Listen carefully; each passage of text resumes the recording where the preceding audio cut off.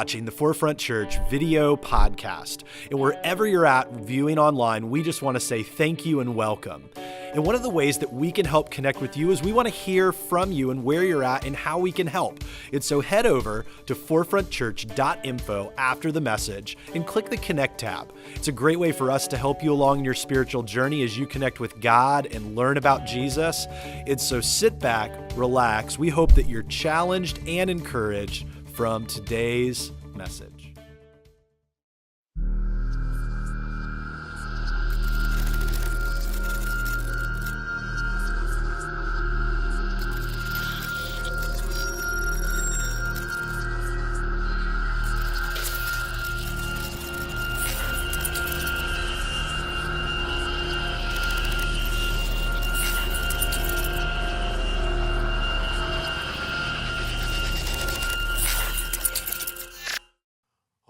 All right, everybody in Facebook land, why don't you drop some emojis and let us know how you're feeling today.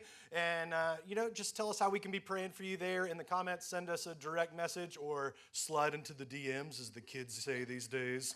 I just showed my age. How's everybody in the room doing this morning? All right, so I'm terrified. It's gonna be a good day. I need to ask a question of you guys and you guys online. How many of you, and this is okay, you can be secure in who you are. It is fine. There is no judgment here in this room. We will only silently think about you. How many of you have a fear? Easy killer. Of the dark. See, now everybody's like, I have a fear and I'm ready to talk about dark. Nah, I'm boss. I don't need that in my life. I'm good to go. Some of you guys are liars, and that's okay. I'm glad you're here. This is exactly where you need to be. Because you say you're not afraid of the dark, but you are like my daughters. The phrase that we hear over and over and over again in our house is, will you go with me? I know, because no one else is here, because it's just our house. We're fine. Will you go with me? And it happens with all three of our daughters, but now it's gotten to the point with our youngest one where she'll go, Daddy, can you go with me? And I go, where? She goes, to the potty. I'm like, no, I can see the door. It's right there. You can just go. I said, but I'm scared. I'm like, oh, all right, so I'll walk and stand outside the door. She goes, Daddy, what? Can you come in here with me? No, because you're doing stuff. Just go. And I want you to be fine. I'm just going here, whatever.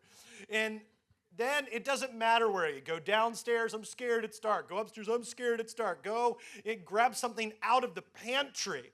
There's lights on everywhere. I'm scared. So I'm like, you're driving me crazy.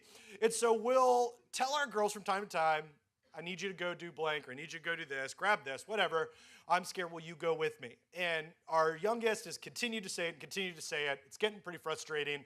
And it doesn't help when our oldest, just the other day, when she said, Daddy, I want you to go with me. I'm so scared of the dark. The little one did. And I said, you're fine. You can go along.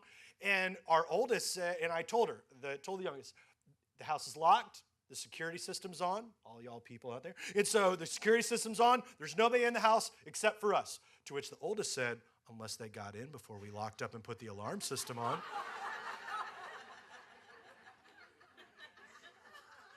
You're grounded for life. Then I'm like, so I'm going to go check behind everything, because now I'm officially scared. And you know that if anything bumps in the night, there's a side note that I'm going to be the first one down there, because apparently I'm expendable. Because that's when something happens and someone says, go check that out, what they said is, you die first. Because we're terrified. And so I send this message to our daughters, and I'm like, I don't get it, until I have to come to this building at night. I don't know if y'all know, church buildings, they be scary at night time. I know it's all like, when we come here and we worship the Lord at night, dark's awful. And just yesterday, I told my wife, I said, hey, I need to drop something off at the church. She said, why don't you're going to go there in the morning, you need to do it. I was like, I need to do it during the daytime. It's a lot of stuff. Don't want to come. Because when I get here in the morning, I'm the only one, and it's dark, and I'm scared. That's worse than scared. Scared is like real scared. And so you can take that home with you. And so I need to bring it during the day. She's like, why? I was like, the building's creepy. Because you come up here, and I'll tell you what, if you come up here at nighttime, you go over there on the side of the building right here, eventually there'll be lights and a new parking lot and other stuff. But right now, it is it's like death, dark. You pull up and you're like, wah, wah. Like you're ready, and all of a sudden you hear, you're like, this is where I meet the Lord, right here. And I don't and I'm tripping over stuff coming into the building. I'm like, no, I don't come here when it's dark. I'm not about that life. I just want to come here when it's bright and light and open because we were made for the light. We weren't made for the dark, and I'm not about that mess. So I come during the day when it's nice and bright and I'm not scared or scared. And I realized, man, my daughters have something to that. And even I do, because I'm a little scared sometimes. Because the reality is we were never made for the darkness. See, bad things happen in the dark. Nothing good happens after midnight. It's pretty nefarious after that. That's a big word for saying it's bad. It's difficult. It's awful. It's bad. It's hurtful. And it's dark. See, the reality is we were not created for the darkness. We were made for perfection. You see, in the very beginning, when everything was the Garden of Eden and animals and everybody's running around naked, which I'm like, I am pro no pants. Like, I know Tommy said that a couple weeks ago. I am for it, which would be really weird for church service. But hey, but in the beginning, that's the way it was supposed to be. You're just hanging out, literally. Like, you're just doing your thing, and like everything's perfect and everything's okay and everything's good and it's beautiful and it's awesome, and we were made to walk and talk and move and breathe and interact with God like God. Like not like I'm gonna sit and pray. God, where are you? Like, no, like sit down at the table with God. Like walk through the garden and talk with God and say, God, I named that an aardvark. And he goes, good job. You know, like he made everything, did everything, gave us all this responsibility, and it was so good. But then darkness entered the picture, and we weren't built for it, which is why we keep asking these questions, which is why we feel uneasy, which is why we come to be a part of this, because we go, I don't feel good about life and the state of the world and all of those ethereal, difficult questions, and I need answers. And so I want to come to church because I want my life to be better. But here's what we learned last week, that it's not about simply being better. You aren't better than bad because of Jesus. You are alive and not dead because of Jesus. And there's a huge distinction there, because I hear people say, well, I wanted to come to faith because I just want to be a better person. Well, if you want to be a better person, join a country club, join a moose lodge. Because here, God doesn't make people better. He makes dead people alive again. Because inside, for every one of us, we are broken, we are sinful, and spiritually, until we meet Jesus and surrender our lives to him, we are dead. That's why in this darkness, we keep asking this question. Why is the world so dark? And then there's a follow-up question to that, which is, why do bad things happen to good people? Why is this world so broken? Why does it feel like I actually don't belong here? Why does it feel like everything that I encounter that's hurtful feels like I should never experience it, like I was never designed to be a part of it? Because the reality is we never were. We were never built to experience pain, death, shame, regret, anger, all of these things. But these questions, these things that we're trying to answer, they are all, and I wrote this down in my notes, these questions speak to our desire for justice as we look at these. Why is the world so dark? Why do bad things happen to good people? They speak to our desire for justice, for fairness, and our longing for the way things are supposed to be. These questions that we wrestle with, that we ask about the world, about the divine, about our connection to God and to Jesus within faith, all of these things are trying to nail down this answer of God, where is justice? Where is fairness? How do I get back to where you made me initially? You see, and these questions get their beginnings in faith. in trusting in God, which is why we gather, which is why we have a longing for a connection with the divine, with the Creator. Helen Keller put it this way. She said, faith is the strength by which a shattered world shall emerge into the light. It's by faith in Jesus that we will watch and overcome and have strength in the darkness. It's when we feel like we're down and out, which is why when the darkness hits, when the days get shorter and things get cold, it's why depression, anxiety, and all of the things about self-harm soar. Why? Because the darkness draws something out of us that we never even knew was in its depths. Which is why, even on a normal day when everything's fine, the moment that the darkness hits is when our mind starts going about all the things, all the questions, all the what ifs. And I get it. But that doesn't settle this question of why is the world so dark? And we want to be able to tackle that a bit. And if you're following along today, you can follow along over at forefrontchurch.info. You can click on the notes tab, and all of the notes of what's happening today are right there for you. We do this every week because we want to be able to give you the tools to be able to navigate faith, to be able to follow along, because I know that things can be difficult. These are lofty topics. These are difficult things. This is the second most Googled question in our area, and it is the third most Googled questioned in the nation.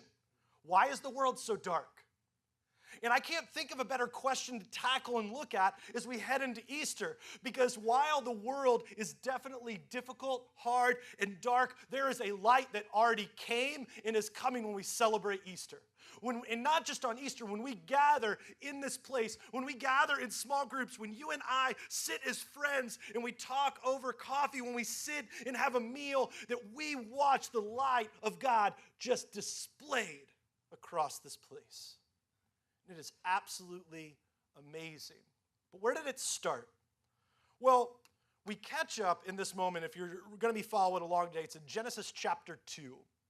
We catch up with the very beginning, the creation account. And if you're like, actually, the creation account took way longer. I think the creation account took way shorter. We are not going to get into that piece of that. We can agree to disagree and have different viewpoints on that.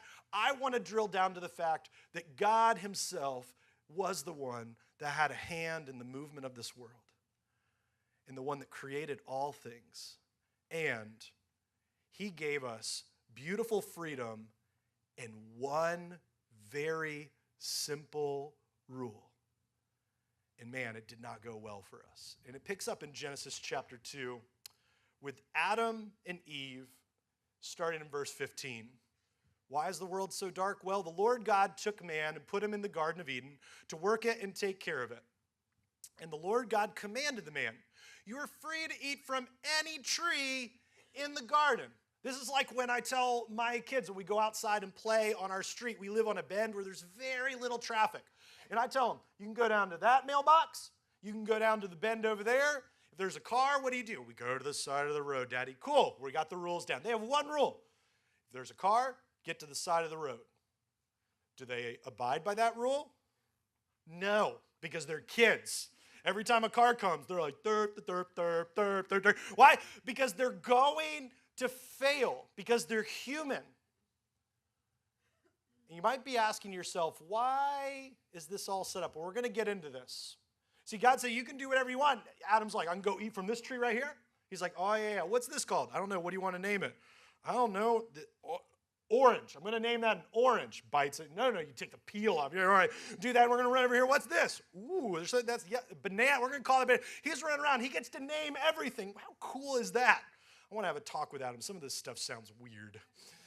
And he says, all right, you can do this. You can run. You can eat whatever you want, but you must not eat from the tree of knowledge of good and evil, for when you eat from it, you will certainly die. And this is where the creator, the created, and the captor begin to unfold in this narrative that we have of these 40 authors, 1,500 years, one story book, the Bible, that we get to catch up with them. You see, we have the creator, we have the created, that which God created, and then we have the captor. The one who introduces pain when God introduces hope. The one that introduces lies when God himself brings light. The one who brings joy because there's someone else who wants to bring pain. And we have this unfold where Eve and Adam continue to walk by the tree, and we don't get a lot of definitive answers on how long it took them to go down the wrong path. God gave them one rule. And so I'm going to speculate a little bit because we don't get that knowledge. And so one day we get to ask God when we're in heaven. But I imagine that they walk by it a while. And it's kind of like when I tell my kids, hey, the stove's hot, don't touch it. And they say, okay. And then they keep looking at it. And their look says, one day I'm going to touch you. I'm going to figure this out. I'll see if it's for real. And they keep walking by. So I don't know if it was days, if it was weeks. But at some point, Satan enters the picture. The captor enters the picture and begins talking to the created. Begins telling them some lies about the Creator. And we pick up in verse 4 of chapter 3. You will certainly, because Eve has told him, that God told us, we're not allowed to eat from that. It's like my oldest child, rule abider. If I tell her not to do something, she's like, yes, sir. She will never do it. Never. And then I have two other ones that go, trust them. It's like that, the Kermit. You ever seen that little Kermit meme with like the hood? And it says like, definitely shouldn't eat a burrito today because I'm on a diet. It's like, eat all the food you want. It'll be fine. And it's like, won't gain any weight. Like that's what the oldest child's like, rule abider, do whatever. The youngest two are like, we should never believe them. Do what we want. And this is what's happening with Eve and Satan. Right in this moment. Eve says, listen, God told us not to do this. I trust him. I believe him. This is what we should not do. And Satan begins to tell her, you will certainly not die, the serpent said to the woman. For God knows that when you eat from it, your eyes will be opened and you will be like God, knowing good and evil. And the question that always comes up in this moment is, why would God do that? As we start exploring why is the world so dark, why would God allow that? Why did he put that tree there is what we would ask. Why didn't he just leave that out of the equation? Like God, what we would say, we would say to somebody else, you had one job. Just make them and let them be, let them flourish. Why did you put that there? Well, you and I actually know the answer to this, which is why we did our entire series, How to Read the Bible, as we explore some of these things, and the Bible doesn't say that, and we walk through these pieces, because we need to be able to learn about why God does what he does. And one of the premises that we got to is, it's not the passages that we don't understand that gives us a hard time, it's the passages that we do. And when we ask this question, why is the world so dark, as we look for justice, as we look for all these things, we want life to be fair, I think deep down, we actually know why, because you've been in a relationship before. And you know that in a relationship, you have to completely open yourself up so you can experience love and joy and beauty. And when you do, it's awesome, man. When you get into that relationship. And I remember, through the whole dating process as a kid and teenager, through college, I was like, yeah, this is good. And you hit a point where you're like, this is not good. And you're like, oh, I can pull the parachute whenever I want to and just eject out of this thing if I don't, because we're not married yet, whatever. And then I met my wife and I was just like, oh, like that's the one. And what happened is I opened up my life for all of the love and joy that I could possibly encounter. But this is what you also know if you've ever been in a relationship. When you open yourself up and fully give of yourself to that other person, you also are very vulnerable and open to the possibility that you could get hurt. That's right. That whole thing, that was a group of people who know what it's like. Because you've probably been hurt before. And as God opens up this amazing, because we say, you know what? Why didn't he just make them kind of just like blind allegiance? Because what we say when we say God shouldn't have done that is, I don't think God's very good. And so I asked, what would make him good? Like making people like robots? Like, I love Jesus.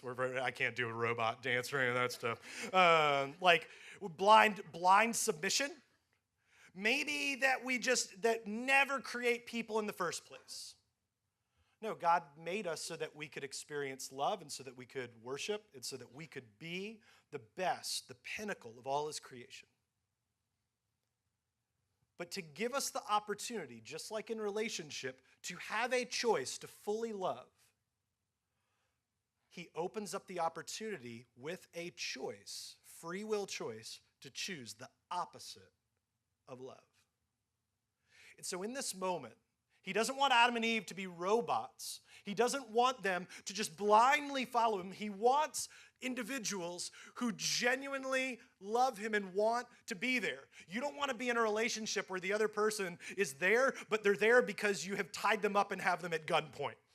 Like, that's not a relationship, that's kidnapping. You're going to go to jail. And so when we ask, is guys, I think we believe and understand and know that, why is the world dark? Oh, sin has entered the world and all these things. Well, we had a choice. And we chose poorly.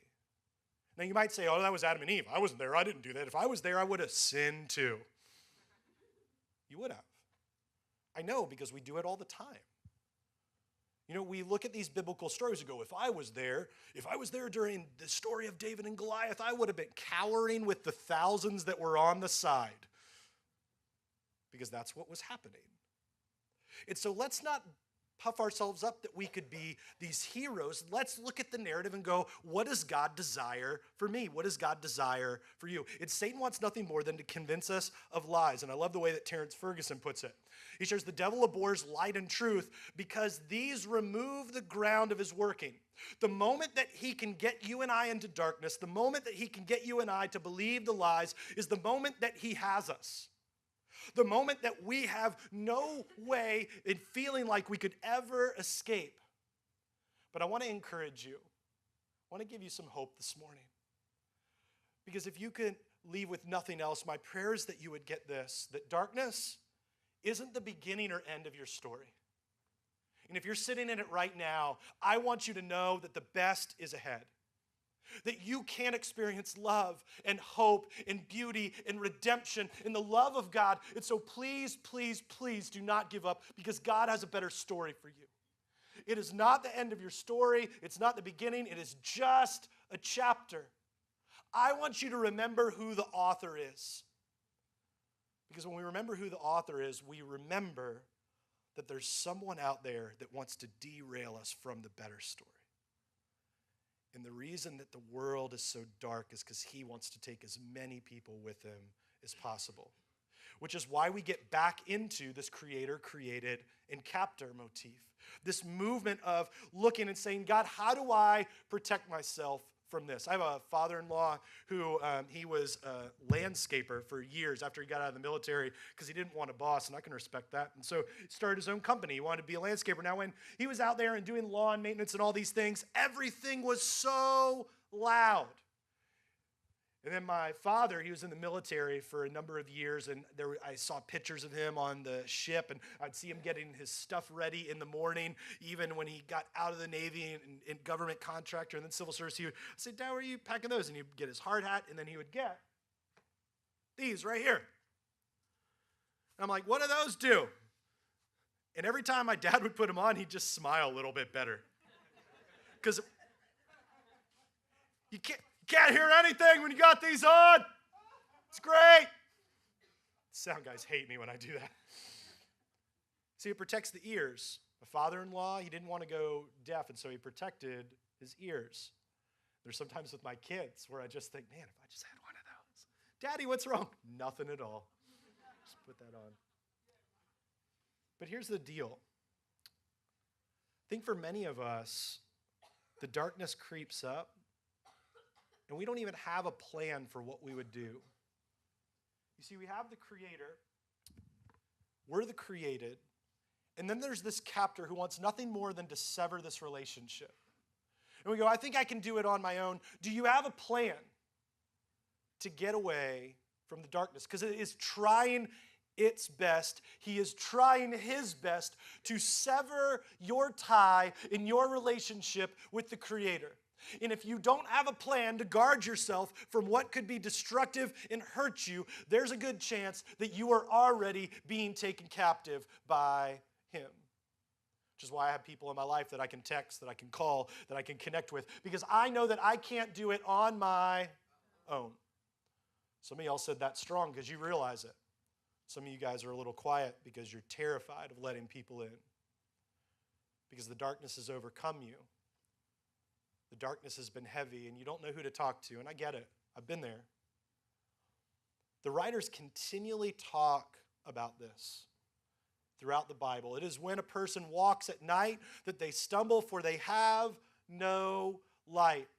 Writer in Proverbs shares this, but the way of the wicked is like deep darkness. They do not know what makes them stumble.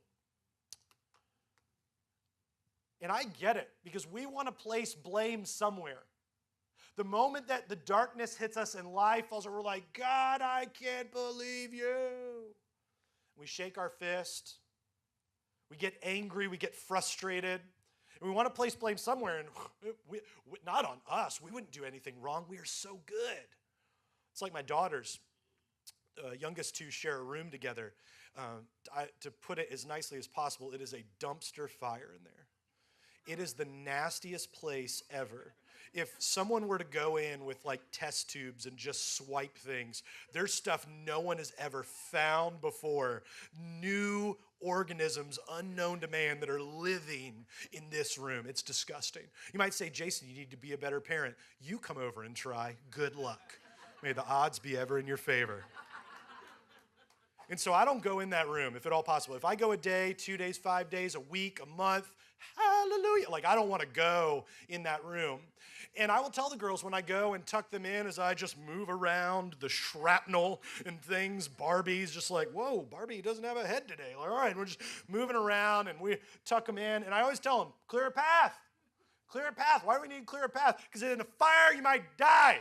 You need to clear a path. And they're like, oh, whatever. And they don't do it. They don't listen. Well, the other night, I hear them because their room's right next to ours. And I hear them getting up out of bed. Somebody's probably trying to use the restroom or something. And I hear them trying to tiptoe through the battlefield that is that room. And they're moving through it. And and this is our middle child, she steps and I hear, ow! What was that? Oh, why is that there? And I'm laying in bed thinking, you know good and well why that's there. And she goes, who put that there? I'm like, keep moving to the bathroom and you can see the person in the mirror. That'd be you. She's like, I don't understand what happened. See, in the middle of our mess and in the middle of the darkness, we get hurt, we experience pain, we want to put the blame onto somebody else. And the reason that we can't escape the darkness, most oftentimes, is because we place responsibility for the darkness and sin in the wrong place. We look at it and we blame others and we blame God, and we need to be able to put the blame of where the darkness started and how we can overcome it. And the first thing in being able to battle it is to know who started it, and that is not God. That is Satan and the devil himself that's putting those things in your way and in your path. And if you don't have a plan to be able to combat it, to be able to say, my fight is not against God. God is not up there going, I'm going to put that radiator, it's going to break now, and oh, you've been doing good at your job, how about I just throw a firing in there? Like, God is not sitting up there throwing things around flippantly just to go, I wonder how they'll deal with this, and throwing it in your way. That is not the way God works. He is not a celestial curmudgeon throwing down little things just to test you. He wants the best for you. And even in the brokenness and darkness, he is there and wants us to reach out, have a plan, and move forward, but putting responsibility where it lies is best, which is why the writer Paul in the book of Ephesians in the New Testament shares, where do we place the fight to begin with? For our struggle is not against flesh and blood, but against the rulers, against the authorities, against the powers of this dark world. Don't read that and go, rulers and authorities. Be like, my fight's with my mom and dad. All of you teenagers in here, that is not where that fight is. Trust me, that will end badly for you. It's against the powers of this dark world. This is talking about the spiritual fight, against the spiritual forces of evil in the heavenly realms. This is a spiritual battle. There's a battle raging around you that you can rarely see, but you always feel. It's the battle and the pull of you wake up and start having a good day and then things go wrong. And you wonder why. You fall to that thing that you fell to before and you thought you had it beat, and then you fell again and you go, why did I do that? Well, because the darkness has a good way of drawing us right back in even though we're terrified of it. The darkness has an amazing way of courting us. It's like darkness is sitting there having its own promposal like they have these days, just waiting to invite us, to ask us to come in, and we're like, that looks good. Satan doesn't tempt you with things that are of no importance to you.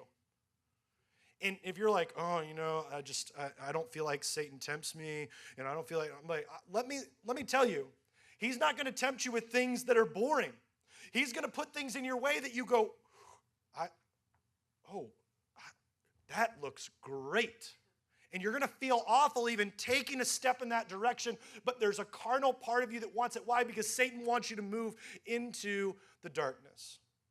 Because there's this ever-moving battle of the creator, the created, and the captor.